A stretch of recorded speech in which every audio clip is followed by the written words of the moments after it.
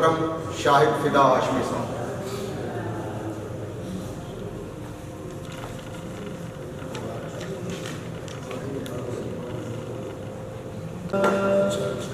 या रसूल अल्लाह वसल्लम अलैका या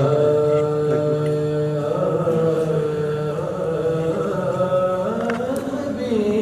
सुभान अल्लाह, सुभान अल्लाह।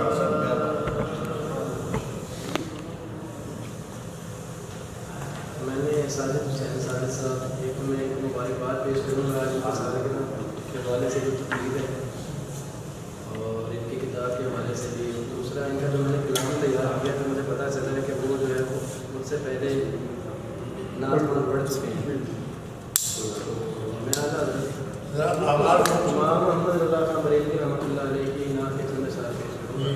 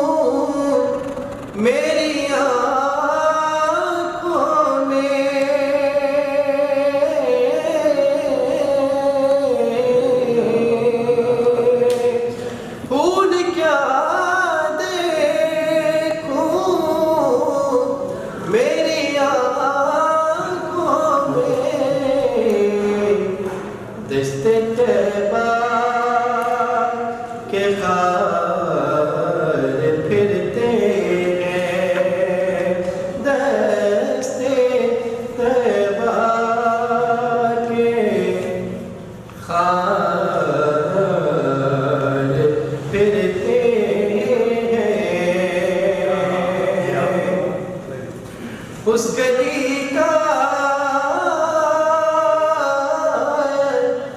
गदा हूँ मैं जिसमें